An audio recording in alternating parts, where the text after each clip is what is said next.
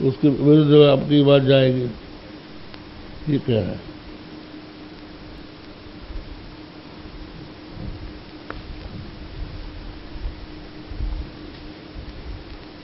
फल व्याप्ति उसमें नहीं है, आप लोग कह ही रहे हैं।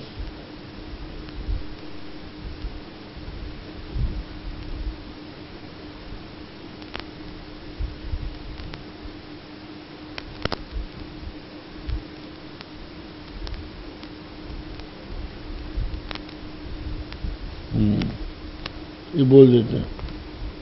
अथवा यथा मानम न कारकम नियम आहु एवं जन्यम न मान फलमित्यपि, मान का फल जन्य भी नहीं हो सकता। स्वरूपानुभव से सर्व प्रमाण फलत्व इच्छन्तो, स्वरूप का अनुभव ही समस्त प्रमाण का फल आप मानते हैं।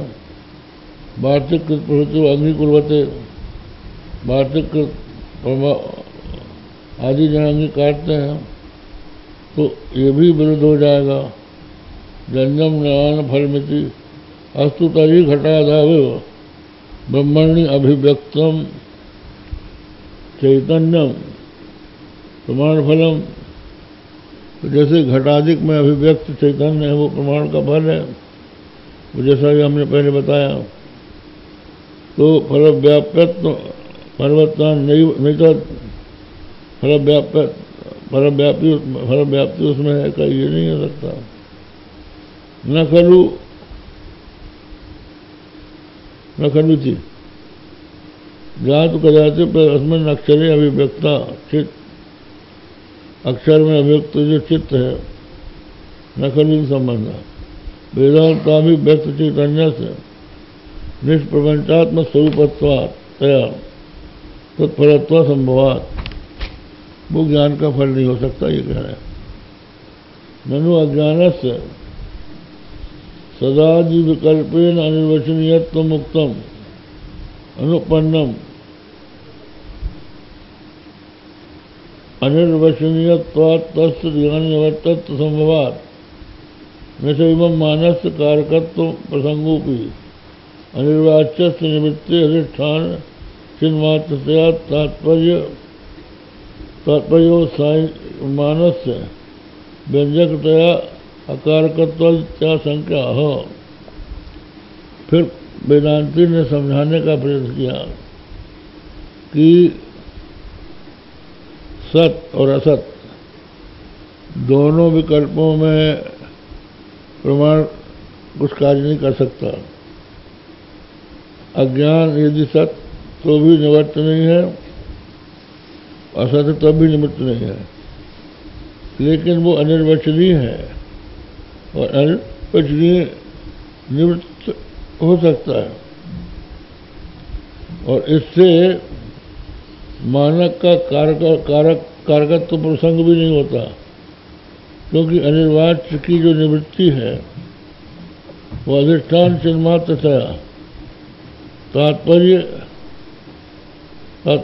तत्पर्यवसायिक मानस व्यंजकतया अकारकत्वादित्याशंका। तो ये बोले कि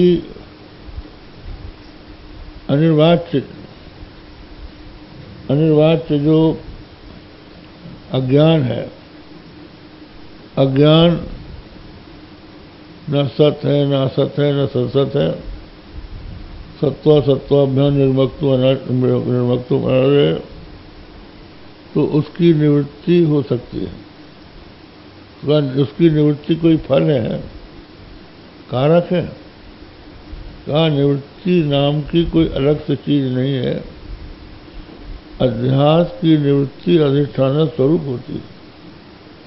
तो ये जो अनिर्वचनीय अज्ञान है, अध्यास है, इससे होने वाला जो अध्यास है, इसकी निवृत्ति स्वयं प्रकाश आत्मस्वरूप है, इसलिए ये कोई फल नहीं है। तो इसलिए कारकता उसकी दूर हो जाएगी, ये सिद्धांति समझा रहा है। नाद्यापि वेदनहम अनिर्वचनीय भाषाम सर्व प्रवाद हृदयान्यपि गाहमानः तात्पर्य तो न तथा विधमस्त किंचित लोक प्रसिद्धमपि अद्विशिष्टमिष्टा। कहते हैं वैशेषिकादि निखिल शास्त्राभ्यासानंतरम अपि, भाई हमने वैशेषिकादि निखिल शास्त्रों का अभ्यास करके देखा, अनिर्वचनीय कोई चीज हमको मिली नहीं। अनिर्वचनीय भाषा सदसद विलक्षण रूपम ताम, हमने कहीं उसको देखा नहीं। तरी सम्यक ज्ञानांतरान अभ्यासात तज्ञानम,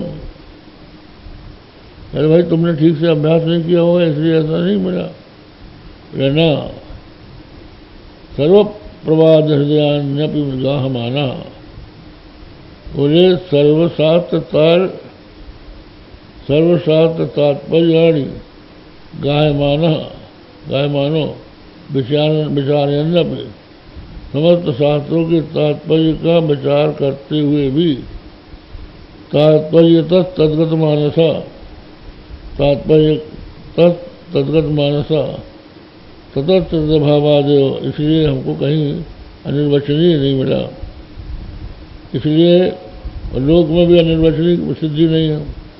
तथा विदम तदसद विलक्षण रूपा अनिर्वचनीयम, इदम अनिर्वचनीय भाषा लौकिकादि भ्रमस्य भंसा भी अन्यथा ख्याति रूपत्व लोके भी तथा प्रसिद्धि की भावा। तो कहते हैं संसार में कहीं अनिर्वचनीय चीज है नहीं, न कोई भाषा है, ये शब्द है, तुमने इसको कल्पित कर दिया। तो बोले भाई ये बताओ कि जो रज्जू में हमको सर प्रतीत हो रहा है वो सत है कि असत है? सत होता तो रज्जू के ज्ञान से उसकी निवृत्ति क्यों होती है, और असत है तो दिखता क्यों है? और सत सत दोनों तो हो नहीं सकते। तो वहां तुमको अनिर्वचनीय कहना पड़ेगा कि नहीं कहना पड़ेगा? तो वो उसने दूसरा रास्ता पकड़ लिया। बोली यहाँ अन्यथा ख्याति, अन्यथा ख्याति, अन्यथा ख्याति ये है कि एक पुराने नैयायिक लोग ये मानते हैं कि जो हमको सुक्तिका में रजत की प्रतीति हो रही है वो हट्टस्थ रजत की प्रतीति हो रही है। सुक्तिका में साजिश आदि के कारण हमारी दृष्टि चली गई बाजार में रहने वाली बाजार में रहने वाली चांदी में, और रज्जू में हमको जो सर्प दिखाई पड़ा तो हमारी नज़र बामी में चली गई, वहाँ का सांप देख लिया हमने। इसका नाम अन्यथा ख्याति है। कहा भाई ऐसा है कि जब भ्रम का स्थल है तो वहाँ पर तो शक्ति घटती है, ये तो बढ़ गई तुम्हारी कि देखा चांदी सीपी में और नज़र पहुँच गई बाजार में, देखा रस्सी में और नज़र पहुँच गई हमारी बामी में। तो कहते ऐसा है कि कभी कभी रोग से शक्ति बढ़ भी जाती है, जैसे भस्मक रोग है। भस्मक रोग जिसको हो जाता है जितना खिला दो सब भस्म हो जाता है।